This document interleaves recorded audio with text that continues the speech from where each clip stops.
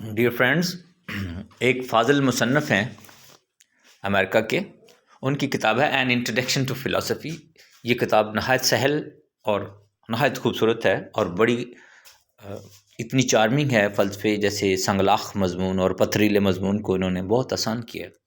تو میں سوچ رہا ہوں اس کا ایک ایک پیج، ایک ایک سینٹینس جو ہے وہ آپ کے سامنے پڑھوں.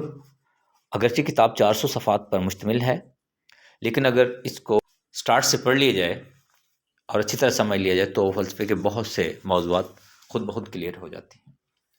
تو بغیر وقت ضائع کیے میں کتاب کے پہلے آرٹیکل تک پہنچتا ہوں. An introduction to philosophy. اس کے 6 پارٹ کیے گئے ہیں مصنف نے انٹروڈکشن کو. سب سے پہلے نیم آف فلاسفی. اس کی سب ڈویژن ہے definition of philosophy, object of philosophy, importance of philosophy, identification of the true philosophy, division of this treatise. تو سب سے پہلا جو اس کا سیکشن ہے article 1، the name philosophy. The word philosophy is a combination of 2 Greek nouns, philia, which means love or friendship, and Sophia, which means wisdom. We may therefore translate the word philosophy as the lover of wisdom. A philosopher consequently is a lover of wisdom. Translating a word is one way of expressing its nominal definition. کسی لفظ کا ترجمہ کر دینا اس لفظ کی nominal definition ہوتی ہے. نومینل ڈیفینیشن کیا ہوتی ہے؟ جس طرح سائن بورڈ ہمیں یہ بتاتا ہے کہ یہ اس کا گھر ہے اور گھر کی طرف اشارہ کرتا ہے یا کسی جگہ کی طرف، لیکن یہ نہیں بتا سکتا وہ سائن بورڈ کہ اس کے اندر کیا چیز ہے. اسی طرح نومینل ڈیفینیشن ہے، یہ کسی چیز کی طرف اشارہ تو کرتی ہے لیکن اس کے اندر کیا چیز ہے، وہ کس چیز کی سے کمپوزڈ ہوئی ہے وہ چیز، وہ نہیں بتاتی.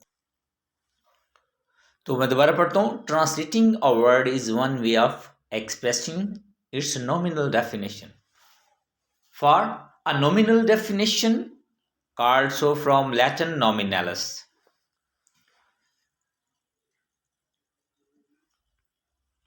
For a nominal definition, called so from Latin nominalis, which means having reference to nomen or name. یہ لاطینی لفظ nominalis سے نکلا ہے جس کا مطلب ہوتا ہے کسی نام کی طرف اشارہ کرنا، نہ کہ چیز کے جوہر کی طرف.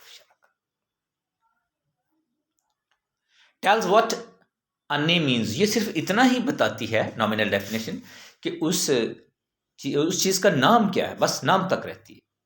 A nominal definition explains a name, but sometimes it tells very little about the thing which has the name. کبھی کبھی یہ جس چیز کے لیے نام رکھا جاتا ہے اس چیز کے بارے میں ہمیں بہت ہی کم انفارمیشن دیتی ہے، بلکہ نہ ہونے کے برابر دیتی ہے. Of much greater value and importance is the real definition. اور اصل جو اہمیت ہے وہ ریئل ڈیفینیشن کی ہے. Called so from Latin realis, which means having reference to a reality or thing. تو ریئل کا لفظ ریالس سے نکلا ہے جس کا مطلب ہوتا ہے کسی چیز کی ریالٹی، حقیقت اور جوہر سے کی طرف جو اشارہ کرے. For a while, nominal definition explains the name of thing. تو نتیجہ کیا ہوا کہ نومینل ڈیفینیشن کسی چیز کے نام کے بارے میں بتاتی ہے، real definition explains the thing itself. اور جو ریئل ڈیفینیشن ہے وہ کسی چیز کے جوہر یا اس کی حقیقت کے بارے میں بتاتی ہے. اسٹل اس کے باوجود there is sometime much enlightenment to be found in studying aptly formed names. کبھی کبھار جو صحیح نام رکھے جاتے ہیں چیزوں کے، ان پر غور کیا جائے تو ہمیں ماہیت کی طرف، اس شے کی ماہیت کی طرف بھی اشارے یا بصیرت مل جاتی ہے. مطلب کہنے کا ہے کہ کبھی کبھی ایسا ہوتا ہے کہ جو نام اس کا رکھا ہوتا ہے، دنیا نام رکھ دیتی ہے، تو اس کے اندر بھی کچھ حقیقت اس کے جوہر کی طرف اشارہ پایا جاتا ہے، لیکن ایسا بہت کم ہوتا ہے۔ لیکن فلسفے کے معاملے میں ایسا ہی ہے۔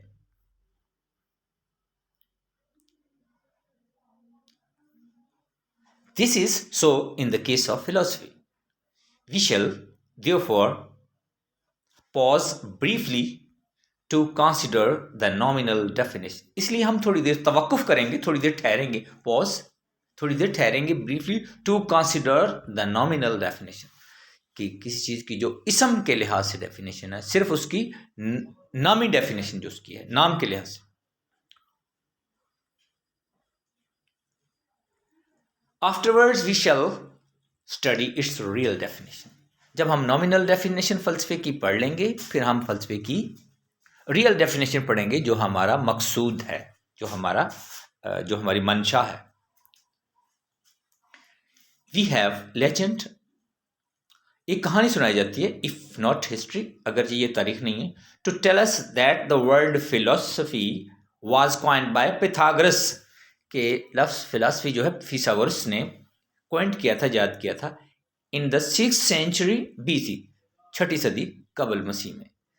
This ancient Greek teacher is praised for its humility، اس عظیم مدرس، یونانی مدرس کو سراہا جاتا ہے for his humility، اپنی عاجزی کی وجہ سے، or his clear sightedness، یا اپنی روشن ضمیری اور روشن بصیرت کی وجہ سے اس کو پسند کیا جاتا ہے۔ آج میں نے ایک پیج آپ کے سامنے پڑھا ہے، اب میں واضح کرتا ہوں۔ مصنف نے نیم فلسفی کو 2 حصوں میں ڈیوائڈ کیا ہے، کہ فلسفے کی جو ڈیفینیشن ہے، کسی چیز کی بھی ڈیفینیشن ہے، وہ ایک نامنل ہوتی ہے جو صرف نام تک رہتی ہے، اور دوسری ریئل ہوتی ہے۔ تو پھر مصنف کہتا ہے کہ فلسفے جو نامنل ڈیفینیشن ہے، اس میں بھی تھوڑی بہت حقیقت پائی جاتی ہے، جو فلسفے کی ماہیت کی طرف اشارہ کرتی ہے۔ شکریہ، تھینک یو ویری مچ۔